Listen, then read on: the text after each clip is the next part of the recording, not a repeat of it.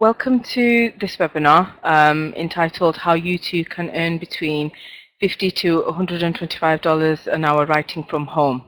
Okay, my name's Arfaz Saira Iqbal and I'm one of the copywriters from the Warrior Forum. And I put this small webinar together today just so that you can get an idea of the kind of money that you can be making if you decide to go into commercial freelance writing. Okay, so without further ado, I'm going to just work my way through this short presentation. Okay, why freelancing? Okay, one of the great things about freelancing is that you can work from home. It's what I do every day. It's my daily bread and butter, and it pays really, really well. For me, it's easy income, okay, and there's little or no overheads because I'm simply working from my own working space at home, and I've got just a small desk in my room, set up with a laptop, printer, scanner, just some basic things, and obviously, you know, I've got Wi-Fi, broadband. One of the brilliant things about working from home is that you don't have to commute to work. I know that when I was working in a corporate environment, I would have to get on the train every morning. It was about an hour's commute to work, and come rain or shine, I had to do it every day, and it was just really not nice at all. So that's one of the great things about freelancing, is that you don't have to worry about that. Freelancing is also incredibly flexible. I've got two children. One of them is just 2 years old, and he's a bit of a handful. So for me, freelancing gives me total flexibility and allows me to work around my children, which is brilliant. It also gives me a lot of financial freedom because the work that I do pays really well. Some projects that I take on might only take me a day or two at best, and you know, can literally pay me hundreds of dollars. And it's brilliant because I don't have to worry. As long as I've got a good you know, series of clients booked in for the following few weeks, I've got nothing to worry about. And the other great thing about freelancing is that you can work around other commitments. So it doesn't really matter if you've got a full-time job, if you've got a part-time job, you can fit freelancing in and around your life. With me and my kids, my children have, you know, they've always taken sort of priority, and working around them usually meant working at night time when they were sleeping. So my kids would be in bed at around about 8 p.m. in the evening, and I would sometimes work until 1, 2 o'clock in the morning, which was fine for me, or even first thing early in the morning before they get up. So it is completely flexible, and it's not as if you have to drop everything to go to work. You know, you can set projects around yourself. Okay, moving on. Now, I've had a lot of people actually ask me about content mills and whether they are a good source of income, and I would say most definitely not. I actually started myself on a content mill. So these are like, you know, these outsourcing sites you get, which, you know, say, or, you know, will pay you X amount of dollars to write so many articles. They are, in short, rubbish. The pay is ridiculously low. Sometimes, you know, for a $500 article, you're looking at maybe, you know, $1, $2. I think I've even seen article writers out there who are taking on literally $20, $30 a day. Ooh, right. I've seen, sorry, I'm just going to do apologize about this. Where are we? As you can tell, this is all new to me. Hi. Okay, is that better? I hope. Right. Where are we? Yeah. Okay. I've seen article writers literally taking in, when I say 20, 30 articles a day, you know, which are literally paying $3, $4, maybe $5 a piece, just to make ends meet. And even then, it's rarely enough. I actually consider content writing a completely dead skill because of the sheer volume that you have to get through. Usually, and mostly this is the case, your quality does actually tend to suffer I know because I've fallen into that trap myself, because it was a case of, oh, I've just got to get through the workload and, you know, just churn it out no matter, you know, how fast I was going. And it was not a matter of quality, it just then became a matter of quantity. And that creates other problems, you know, problems with your hands, it creates problems with your wrists, with your shoulders. You can actually get serious RSI with that. And that's actually one of the reasons why I stopped writing for Content Mills, only because it was causing me problems with my health. And finally, it's actually very hard to break the cycle.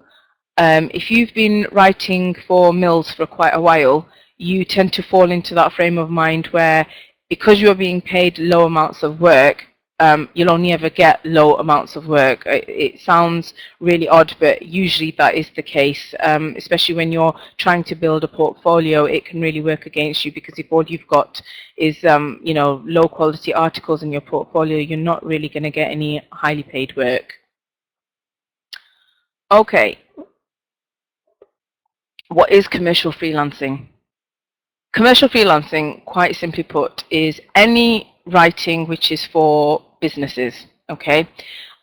This is local businesses, SMEs. We're talking about education authorities, government bodies, any organization which uses any type of writing, and it doesn't really matter what that is. It doesn't matter whether it's reports for, you know, an academic establishment, perhaps, you know, they're leaflets for, you know, a business, or brochures, or even sometimes when you go into stores or, you know, shops and you pick up little information leaflets, even things like that. These all require commercial freelancers to actually write the content.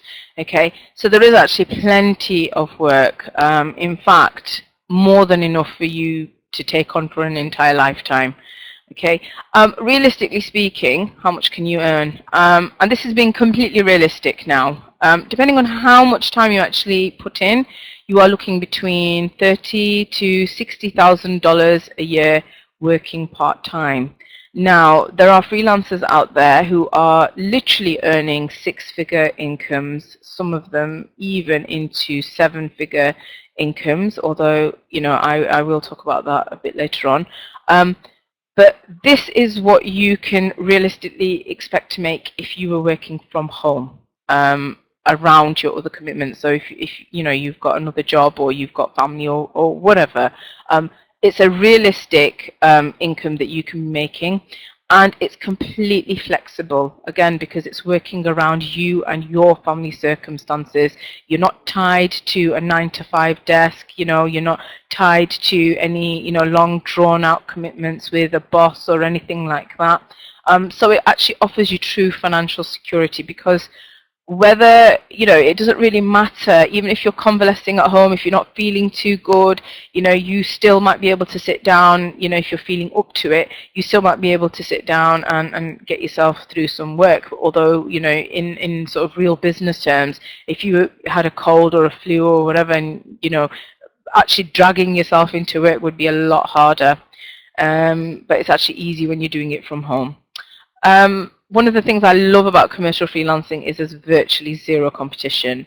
The area in which I live, there's only 2 other people in a 200-mile radius that actually do what I do. And even then, I checked out the competition, and really there is no competition, because one of them is a content writer, and the other one is just doing, you know, just literally small scale projects, not taking on anything big. And the great thing about commercial freelancing is that it's extremely easy to set up and run. The only thing that I will actually say about this is you do actually need good writing ability. Obviously, if you're a terrible writer, you know, your grammar, your punctuation, your spelling is all over the place. Perhaps you're not too clear on how to string good, you know, sentence structure together, then, you know, it's not really something that you should ever consider, because commercial freelancing, because you're working for businesses, they expect the quality that you produce to be spot on. Even if you're okay, even if you're not a fantastic writer, but you can write reasonably well, you can actually hire a proofreader. Now, this is something that I actually do myself. It's not because I write bad. It's totally far from it. It's because I have so much work on that I physically don't have the time. So for me, what I tend to do is I will hire a proofreader and I will charge the client more, but obviously that's included within the rate, except for the client doesn't know that. That's just part and parcel of my rate, and it's a great way of freeing up extra time, especially when you have a lot of volume of work to go through. Okay, moving on. Talking about realistic pay for per hour, we're looking at around about $50 to $125 an hour. I've just finished a project. This was just literally, it was a 2-day project, and I was paid $150 an hour. And it was work that went over for 2 days. I made $1,500 in 2 days. And this is not, I'm not saying this to be boastful or anything like this, but I'm telling you to give you a really, really good indication. And this is not like it's a one-off or anything like that, but to give you an indication of the kind of rates or the kind of money that you can actually be making while you're doing this. And it's completely realistic. This is not, these aren't figures that I've just plucked out of the air thinking, though, oh, you can make this if you tried. No, you can definitely make these types of amounts. You can JV with other companies. For example, I actually JV with joint venture. Just if you don't know what a JV is, I actually JV with a couple of web designers, and what they do is they give me regular work. So at the moment, I'm actually signed up with 3 agencies, and they provide me with, one of them provides me with regular work, the other one sort of on an ad hoc basis, and there's one that hires me twice a year for a particular project, which takes place over literally over 2 weeks, but it actually pays incredibly well. So that's actually really worth it for me. And because it brings in a constant supply of work as well over the course of a year, I'm getting plenty of work from them. So it's a great way to sort of improve your writing income overall. Now, you can outsource other elements. So again, like for example, with the proofreading, if you have a lot of work on, you can get a proofreader which can typically get through around about 12 pages an hour and maybe charge you $10. Which is actually not bad at all, and all you would do is you'd tack that extra $10 onto your rate. So if your starting rate is $50 an hour, you might ask for 60. So it's little things like this can make a big difference to your to your bottom line and make you actually a lot more productive overall. When you're starting out, you do actually need a proven portfolio. And that's because you will actually get a lot more work.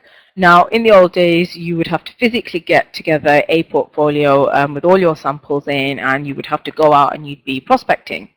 Now, with the advent of the internet, you don't have to worry about that anymore, because your website will act as your online portfolio. In fact, 99% of the work that I've actually had is actually from samples that I've posted up on my actual website. You can check them out yourself. It's www.arfawrites.com. That's ARFAWRITES rights.com. And you can check out the samples yourself. One of the excellent things about commercial writing is that you can actually land yourself some long-term contracts. But obviously, you do actually have to have a proven portfolio in place. And the brilliant thing about having long-term contracts is you've got a steady supply of work, and that is so important. Sometimes it can be the little projects which sort of add up and sort of help you make your ends meet, especially when you're new and you're starting out. I've currently got around 5 clients which pay me month in, month out for regular work, and that's not including the additional clients that I have for the other pieces of work that I do. I just did a project last week where I did a sales letter for a client, and she went on to then hire me for 8 other pieces of work, which I've just finished the last one today. So, and she's actually said that she would actually like to continue with blog posts and articles to help her with content. So that's a great thing. And obviously it all sort of adds up, and it's all helping you to sort of get the money that you need and to get you where you want to be. Commercial writing is actually truly global. I suppose it's a bit like being a doctor or a teacher or something like that.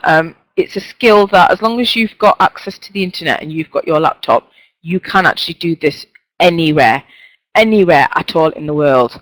I've got clients in Australia, I've had clients in Malaysia, I have a lot of clients in the USA, in France. I've got clients all over the world. One of my biggest clients that I've had this month is 2 big clients. One's from Australia and the other one's actually in Saudi Arabia. So it just goes to show you that little old me, sitting in my little office in my house, in the middle of Yorkshire, I'm actually reaching out to all these other businesses and working with them on, a regular basis, which is great stuff. And it provides you work for life. So it's not something that once you get to the age of 65, you retire. I'm sure most of you will want to retire by that age, but as far as I can see for myself, I don't actually see myself retiring anytime soon.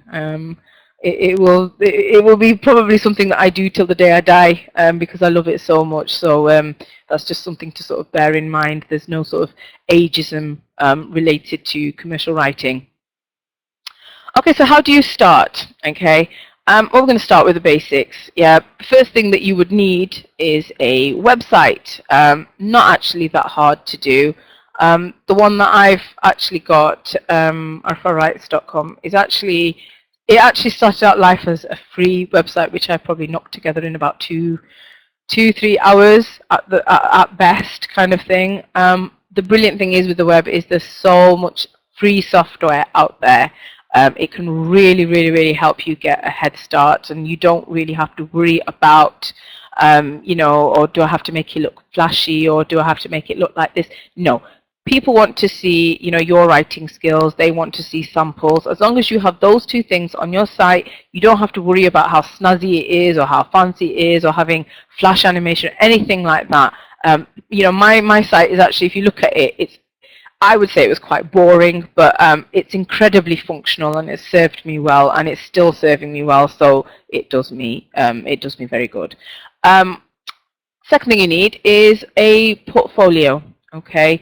Now, when you're creating a portfolio, one of the things that I would actually advise anybody to do is to have an array of pieces. Okay, so you might, for example, choose to have a newsletter. You might have 1 article. You might have a blog post, a brochure, a leaflet, an advertorial.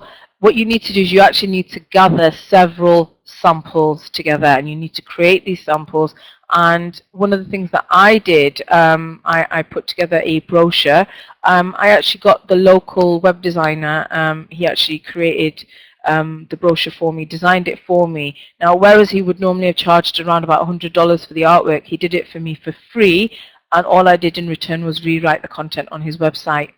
And that's a really, really good way of getting your sort of foot in the door, because, he's actually passed on clients to me as well as I've passed on clients to him. So you need to look at sort of leveraging, business relationships wherever you can. And, if you have to throw in a freebie just to get something back, it doesn't really matter. The main thing is you need to get the work done. So your portfolio should actually consist of several pieces. Don't just rely on maybe 1 or 2, because it shows clients how versatile you are. It shows them that this person is able to adapt their skills to, different ways of writing, different types of skills involved with, say, for example, writing an article compared to writing a brochure. They are completely different skills. One of them is purely selling, the other one is purely to inform. So, you do need to actually create pieces which reflect that. Now, advertising your business is something that is incredibly important, and it's something that I unfortunately learned the hard way. Okay, when I first started out, I just built my website and thought, okay, I've got my website, that's it, people will start coming. It doesn't work like that. You actively have to get your name out in front of people. Okay, and there's lots of different ways that you can do this. Prospecting is one. And we will actually, I'll discuss a few methods in a moment. But the main thing is you are getting your business out in front of people, you're getting your name out, you're actively taking opportunities to tell people what you do. Now, I'm an opportunist. Because I know that my work, because this is my work, this is all I do, I have to rely on advertising as much as possible. So a lot of it is actually word of mouth, not just from myself, but from family members. I always tell them, please tell everybody that this is what I do. I've had plenty of referrals is another great way. You might actually start off doing small pieces of work for family, for friends, for their businesses, and actually ask them, what, can I do this for free? Can I put this in my portfolio?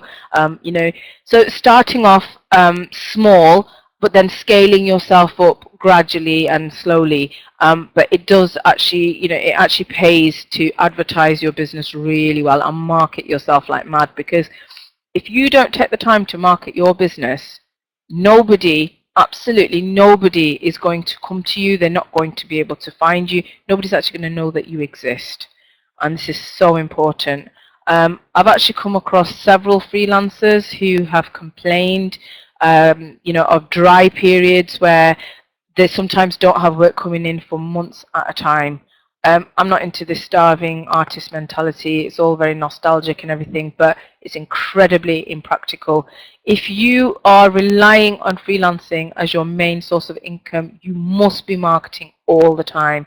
I probably dedicate around about 2 to 3 hours a week on marketing, and this is what I would advise any serious freelancer to be doing as well. Okay. When you get paid, it's the best feeling ever, but you always, always, always work in one of two ways. Okay, you either take a deposit, which is what I do for larger projects, or you ask for the money upfront. I know several freelancers, unfortunately, who've provided the work first and not been paid and really gotten burnt. It's not worth it. You always need to have a contract in place for larger projects. Some freelancers will argue that you actually need a contract for smaller ones. I think it's really important, if you've got your terms and conditions laid out on your website and there is a formal transaction taking place, it's always good to have something in writing, whether that's through an email. As long as you've got proof, as long as you're backing everything up, you should be okay. But I would recommend, I know for larger projects, I always get clients to sign a contract. That's extremely important. I just signed a big contract last week, and I had to actually buy a new printer because my printer broke, and they insisted that I scan the documents in and send them, and this was for freelance work for an agency that I was working for. So I actually had to buy a new printer just to be able to scan the work and send it back to them. But it's just something to bear in mind. Because once you are paid, obviously you have to do the work and you deliver the work, and then it's simply rinse and repeat. Now, a word about delivering work. Once you've actually delivered work, be reasonable. I know some freelancers who actually charge for revisions, okay? Now, what I would always suggest is anyone who is starting freelancing should actually include at least perhaps 2 to 3 rounds of revision within the actual work before you actually start charging more. And there's a really good reason for that, and that is because the last thing you want when you've quoted a project for a client, the last thing you want is your client to turn around with a bill and say, oh, right, okay, I put down a deposit and I paid you X amount, and now you're asking for this extra, because you've made some changes to my work or because you've done some revisions, you are now actually asking for more. It's a sting in the tail for the client, and you can bet your life they won't be hiring you again. So it's just something that's worth sort of, getting into your mind. Okay, marketing. Just touching on the advertising that I mentioned earlier, marketing is incredibly important for your business. Okay, and there's a variety of different means in which you can do that. You can use social media, Facebook, Twitter, LinkedIn, but make your profiles scream writer. This is so important. When I first started out, I just had, standard profile. Didn't really mean anything. Didn't really tell anyone anything about myself. It was just sort of more personal. But I actually took a course last year which actually teaches you how to create proper profiles. And, I will come back to this later on. But social media is actually a really good way of getting your name out. As a professional, I would always recommend, if you don't like Facebook, if you don't like Twitter, because some people don't actually like using these things, definitely get yourself a profile on LinkedIn and really take, if it takes you a whole day to get a profile up, do it, because it's so worth it, because it establishes you as a professional. Okay, so that when clients ask about you, they want to find out more, you can always point them to your LinkedIn profile. If you have references on there from employers who have actually, clients who have actually hired you, and you can get testimonials on there, even better, because it all adds to your credibility. Okay. Now, as I mentioned before, word of mouth is an excellent way to market yourself. Okay. Always have a good supply of business cards on you. You need to be giving these out at any opportunity you can. And take the time to actually learn about other people's businesses, okay? Don't just walk into a shop and say, oh, do you need anything written? It doesn't work like that, okay? It's always about establishing a good rapport with your future or potential client, okay? Seem interested in their business, ask them questions, okay? Don't ever come across as a pushy salesperson trying to pitch your your work, because it just doesn't work like that. People just run a mile. It's like when somebody rings you and and then they're saying, oh, you're interested in buying this, your sort of instant reaction is like, oh my goodness, who is this? And they kind of put the phone down. So this is not really something that I would recommend. Always build a rapport, build friendships, offer advice where you possibly can. Because when you're offering advice, it's making you look like, you actually know what you're talking about, and you're wanting to offer something for free. Even advice, nowadays even you have to pay for advice. So, I would actually recommend, get into the habit of doing that. Take your business cards with you and use every opportunity you can to sell yourself, but not in a salesman type way, Always seem interested in them, not in yourself.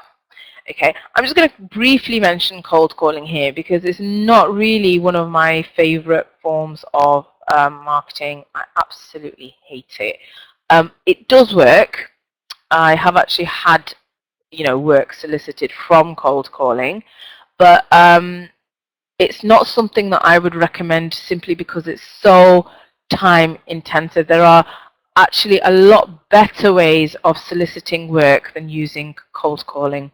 But that's, that is something just to sort of be mindful of. Not that it doesn't work, it does work, and it is something that I do tell people to do. It's just one of the things. Don't use this as your, be all and end all, because, cold calling has a typically very low response rate, and nowadays there's actually a lot more intelligent ways of sort of marketing yourself other than using cold calling. Okay, business meetings. Chambers of commerce meetings, trade meetings.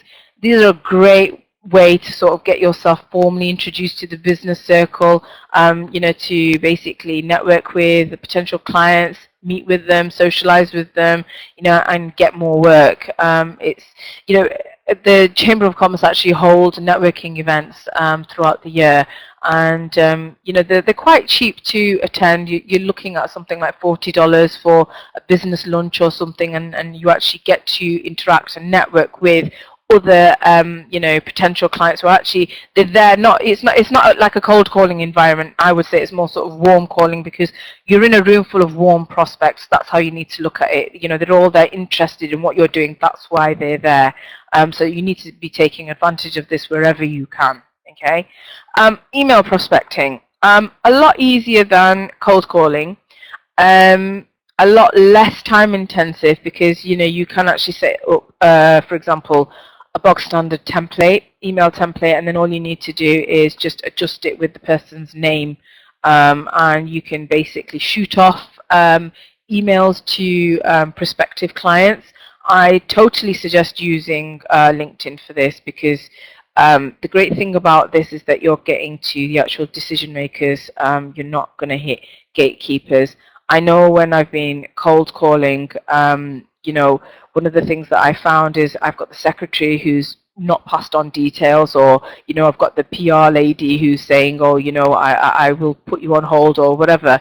You don't have any of that. You know, sometimes you don't even know if your message is actually going to get to the person that you're trying to get to. So that's actually a really good idea.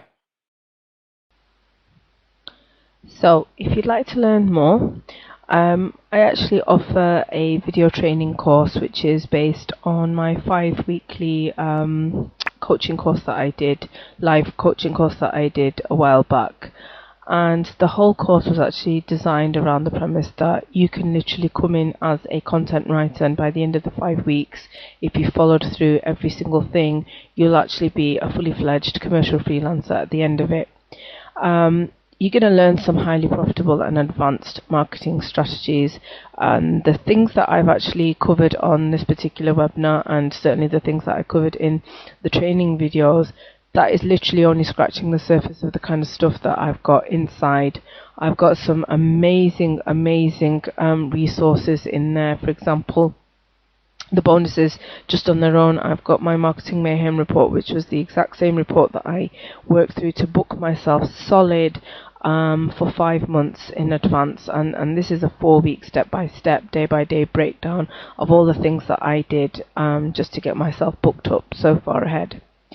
There's the copywriting home run videos, which is like a 5-hour intensive series of videos which will help you get your copywriting skills up to scratch. You do actually need some elements of copywriting and being able to write persuasively, especially because you are actually writing for businesses.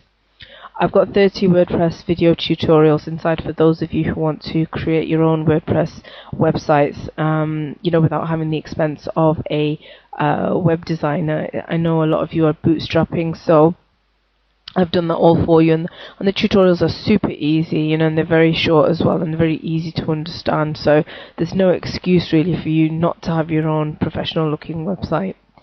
I've included a report in there which my mentor Paul Hancock's actually wrote, called Write to More Money, and this particular report is it's absolutely phenomenal because it's what enabled me to raise my rates quite considerably, and it's a very in-depth guide. There's about 120 odd pages of material to go through, and Paul actually sells this on his website for $27 just on its own, but he's very kindly agreed to allow me to have this in my membership site, so that's on there as well. You're also going to find sample lead generation reports. You're going to have scripts, reports, templates, and absolutely every single thing that you can possibly think of to help you get going. I've got the Freelancers Toolkit, which includes invoices, spreadsheets, and templates to help you run your business more smoothly, as well as the exact same emails that I send out to my list, the same reports that I've been sending out. You know, templates for absolutely everything, even the email prospecting templates, they're all in there, and that in itself is worth a heck of a lot, because you know that's my time and effort that's actually gone into producing those, and they work really well, and I'm sharing that all with you inside this particular course. You're also going to get access to the private Facebook group, which is called the Freelance Writing Coach, and basically that's your way of sort of interacting with other members. It's also a great place for you to go so that you can ask me any questions.